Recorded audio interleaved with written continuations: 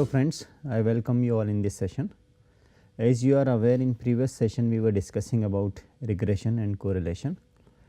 We have seen that regression is basically association between two variables and correlation is nothing but it is a measure of strength of relationship between two variables.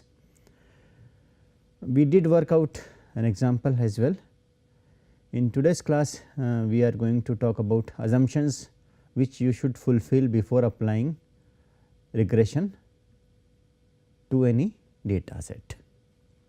So, there are 4 basic assumptions.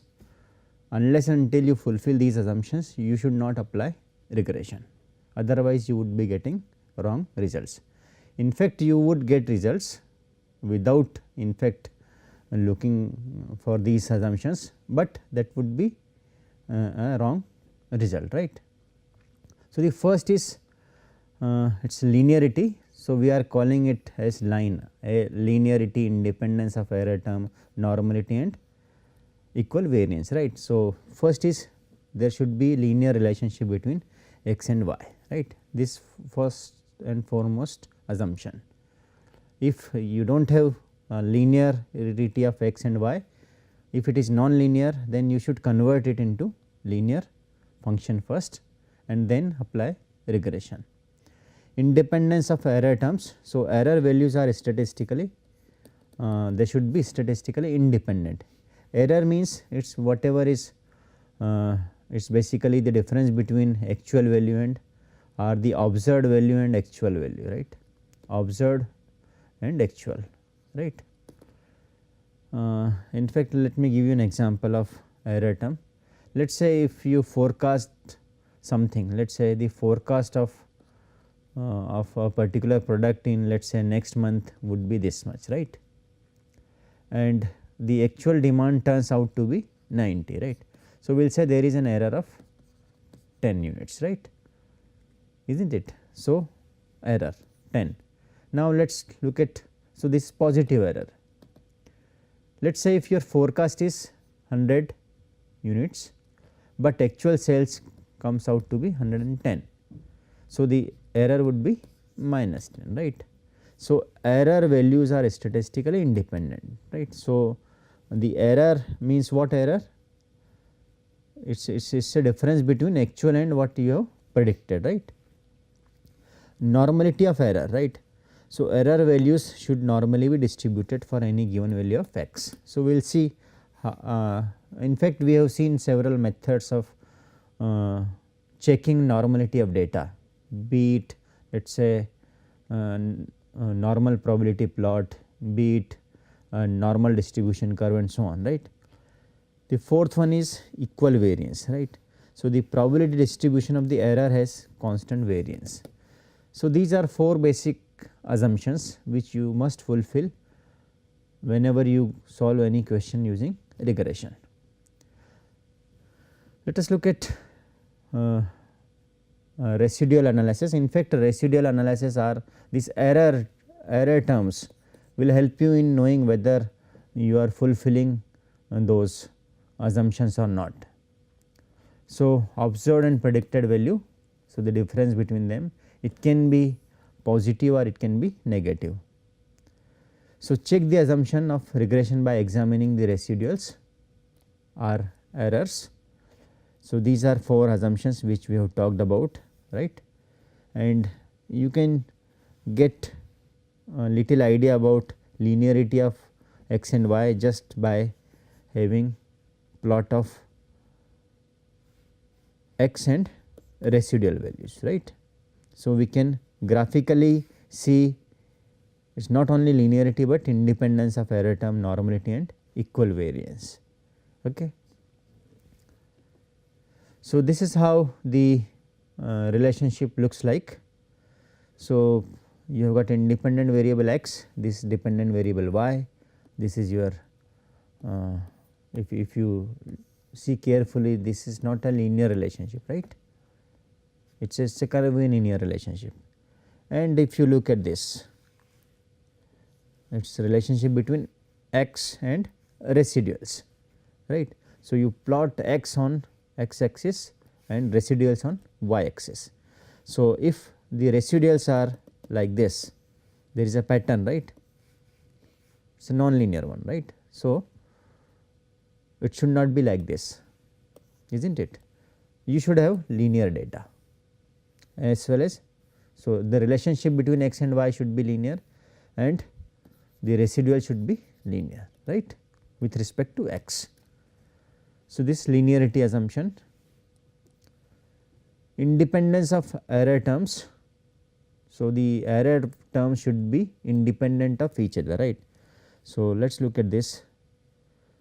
So, these are let us say one example, residuals versus x, again residual versus independent variable x.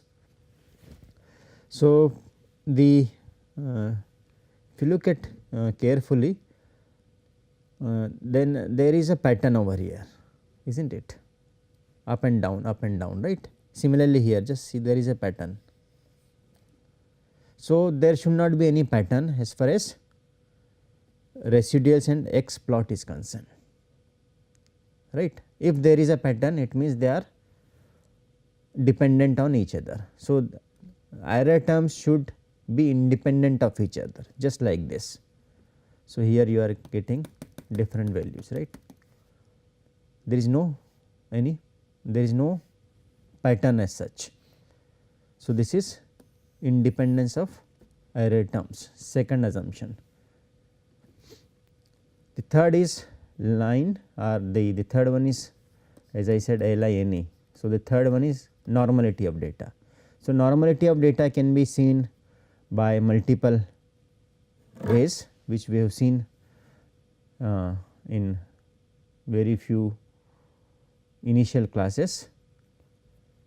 So, one of them is, you can construct a normal probability plot. So, this is how you plot a normal probability plot. So, if all these points are on this straight line, this is nothing but normal data, right. In fact, this is nothing but your normal distribution, right. It is a bell shaped curve, but since you have taken log normal, so that is why this is the shape of distribution.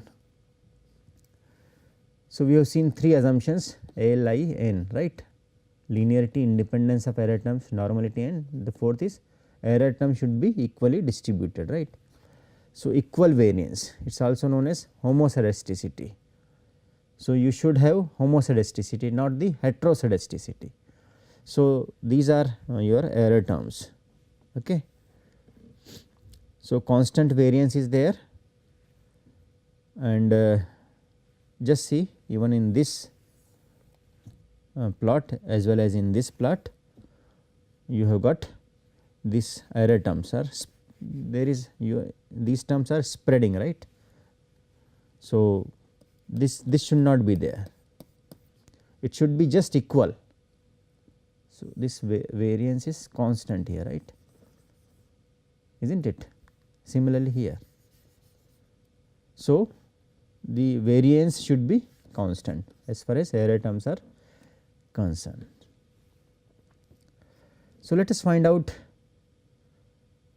those line assumptions, and we will see how to get the residuals. So, this is the question which we have worked out. So, house price and the size of the plot, and this was our line of best fit, or prediction line, right. So, A is equal to 98.25 and B is 0.1098. So, let us see what is the value of y hat, or predicted value, when x is equal to 1400, right. So, in this equation just put all x values. So, when you put x is equal to 100, this y hat value becomes 259. So, y minus y hat is residuals, is not it. So, residual over here is minus 6.97, this plus, this minus, this plus, minus, minus, plus, minus, plus. So, if you look at carefully, there is a pattern, you got plus, minus, is not it. So, these are residuals, right, and we will draw these residuals against x values. Okay. So, this is how we have drawn these residuals which are here on y axis, and on x axis you have got square feet, right. So, for x is equal to 1400, you got minus 6.92. So, in fact, you can see over here, let us see, the highest one is 64, right, 64.33, this is the one, 64.33, and for a given value of x is equal to 1425, right. So, this is 1425. So, you can draw all these 10 points. Now, if you look at all these 10 points, they are quite randomly distributed on plot. We are not saying that, even you can see once again here. So, minus plus minus plus, there is no such pattern, right. If there is one negative value, the other is positive, then negative, positive, negative, 2 negative, positive, negative, positive, and so on. So, there is no such pattern over here. So, we will say that in fact, you can see that there is equal variance. So, linearity is there, independence of error term is there, normality is there, and error terms are having equal variance, right. So, we fulfill all these 4 assumptions, right. Now, let us look at inference about slope. So, we have seen standard error. Standard error is nothing but it was sum of squared error divided by n minus 2 under root, right. So, standard error. So, we will have the standard error of regression slope coefficient. So, you have got this slope of independent variable b1. So, it will have some standard error as well, right. So, standard error can be calculated like this. So, this is estimate of standard error of the slope. So, you know this standard error very well, you just divide it by this value, you will get standard error of slope, right. So, inference about slope. Now, we want to know, we have seen y is equal to mx plus c, is not it. This is constant, this is slope, m is slope, and this is your independent variable, right. Now, in previous example, we have seen that the square feet, the size of the plot has effect on price of the house. So, we want to see whether this slope, this m value, or let us say b1 value, or in case of multiple regression you can have b1, b2, b3 and so on. So, all these values have got significant effect on y or not. So, is this effect is statistically significant, or it is just by chance. So, we have to check this relationship. So, we will say that the null hypothesis is, or in other words, we want to know, is there any relationship between, linear relationship between x and y. So, beta is 0, this is our, we will say that there is no relationship. So, if we reject null hypothesis, then we will say there is relationship, right. So, initially we are saying there is no relationship, right. So, you can have just a test statistics. So, T statistic, you have got regression coefficient, hypothesized slope, and standard error of slope at appropriate degrees of freedom. So, calculate T statistics value, and since this is a case of two tail test, you will have two rejection regions, is not it. This is rejection region and this is second rejection region, right. So, this is first rejection region. Now, let us look at the output of the previous question, and if you look at the T statistics which we have calculated is 3.329, and the T table value is plus minus 2.3, plus minus 2.3, right. So, calculated T value is somewhere here, right. So, we will reject null hypothesis. So, null hypothesis is getting rejected, right. So, when we say null hypothesis is rejected, it means what?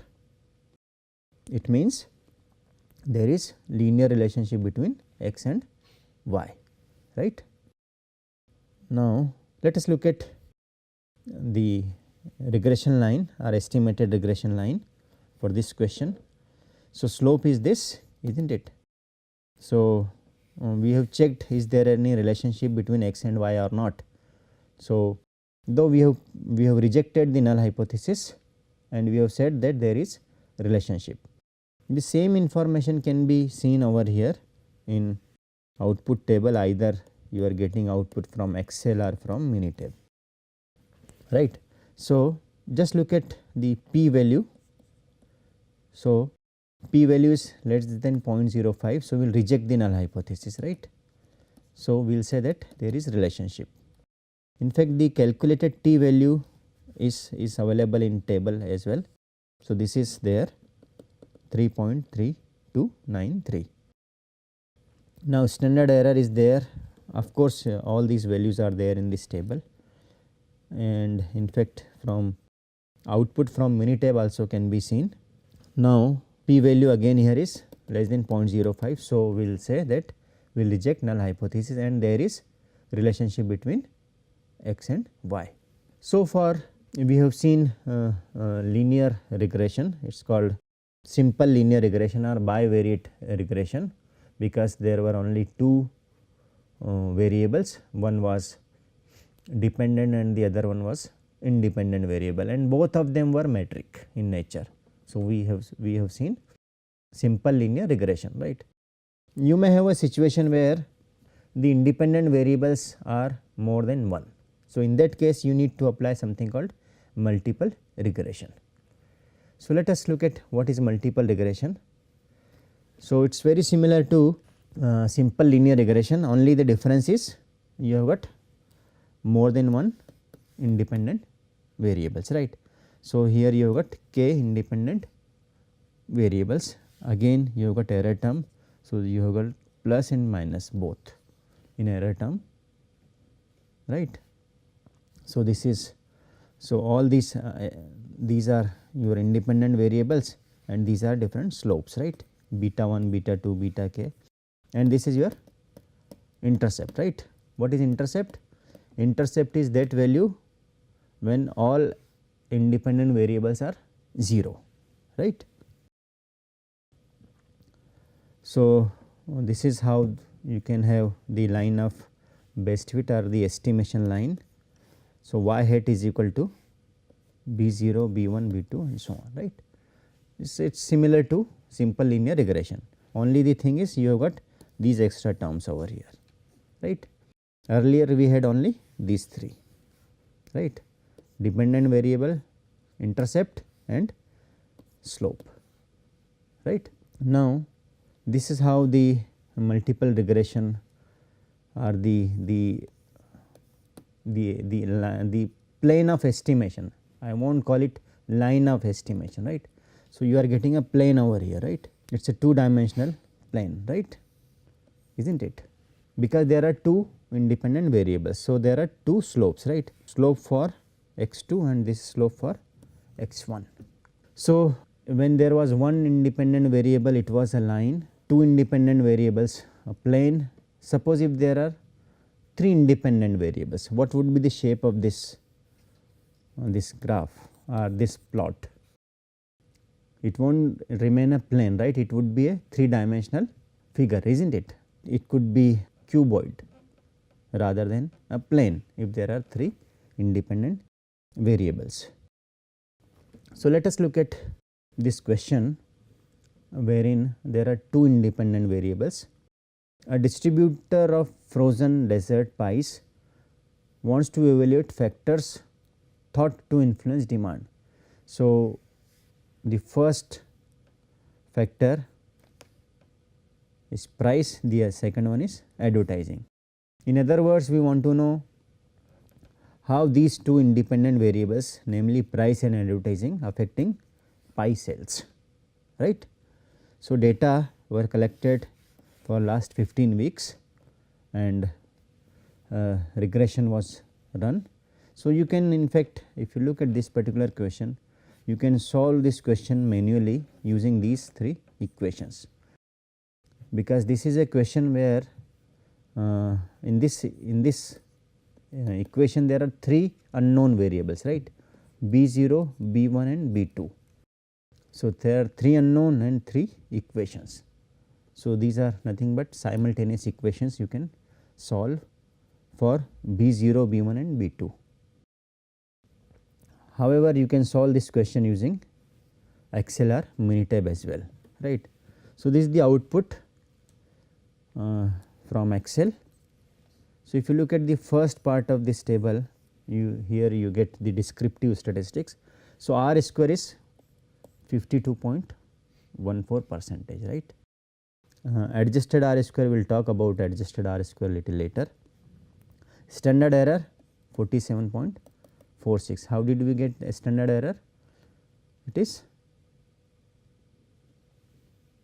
standard error is IC is equal to sum of error term n minus 2, right. And how did we get this R square? R square is the regression sum of square, right, divided by total sum of square, right, SST. So, this divided by this value you will get R square. So, your estimation line is this: sales is equal to, this is your intercept, minus 24.97, this is coefficient of first independent variable, this is coefficient of second independent variable. So, 74.13, and if you look at p values, then all these 3 are significant. So, we will say that price and advertising as well as intercept, especially price and advertising, are significantly affecting dependent variable. Look at this R square again, which is 52.14%, right. So, we will say that 52.14% variance in dependent variable is explained by these 2 independent variables. Look at ANOVA table, this part, the middle part of the table, ANOVA table. So, this is nothing but the p value of f, right. So, this is again less than 0.05. So, we will say that the model is a significant model, right. So, this is output from Minitab, you will get the same output, right. So, constant are the intercept, price and advertising coefficients, right. P values again all are less than 0.05, R square 52.1, same as this R square. Then ANOVA table, of course, you can look at the overall, how overall model is significant, right. So, this is P is again 0.0, it is less than 0.05, right. So, you can solve this question using Minitab, but before this let me explain the meaning of these terms, right. So, this is minus 24.97. So, sales will come down by this much unit if you increase price of pi or this product by 1 unit. If you increase, let us say, advertisement expenditure by $100, then this much sales will increase. So, this is the meaning of B1 and B2, right. So, predicted sales, let us say if I ask you a question, what would be the sales when price is this much and advertising expenditure is this much. So, put x1 is equal to this and x2 is equal to this. So, this is x1, this is x2, right. So, we will say that at price is equal to this and advertising expenditure is equal to this, the predicted sales is 428.62 pies. Okay. So, now we will work out this example, and in fact you can use Excel, it is very simple, you just put input and input these variables as predictor variables, and this is as dependent variable, right. So, before moving on to next slide, let me tell you how to solve this question using Minitab, right. So, this is the question we will solve using Minitab, right. So, pi sales is dependent variable, this x1, this is x2, right, two independent variables. So, let us look at this. So, this sales,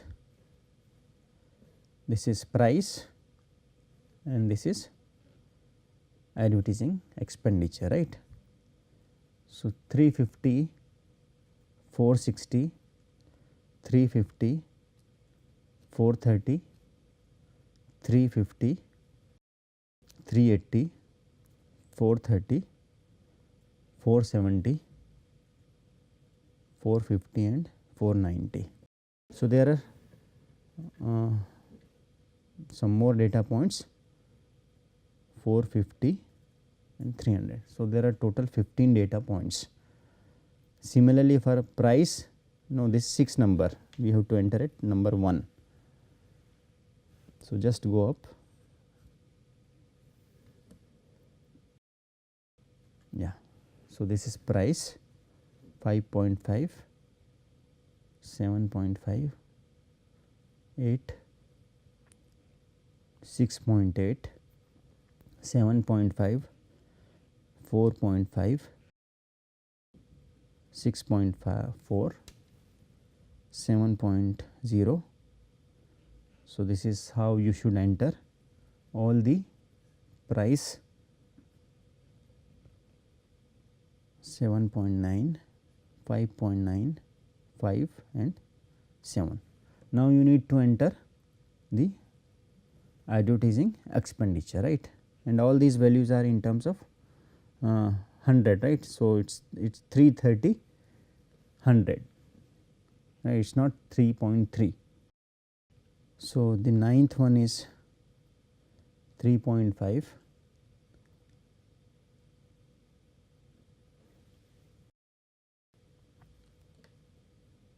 You are supposed to enter data carefully, otherwise there would be some difference in answer, right. What I have shown you would be different and what you would be getting would be different.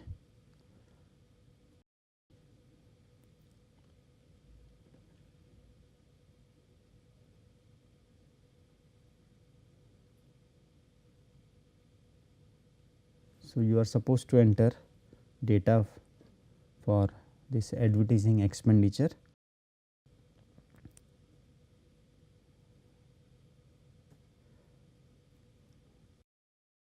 Now, go to state, basic regression, yes, regression, just regression, fit regression models, right. So, response is sales, right. So, sales, then you have got continuous predictor, right. So,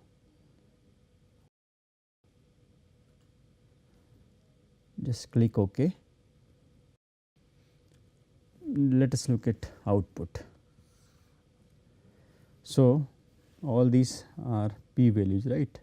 So, less than 0.05 we will say these two are significant independent variables. Let us look at R value, it is 52.15 percentage, then standard error is 47.46 percentage, and this is your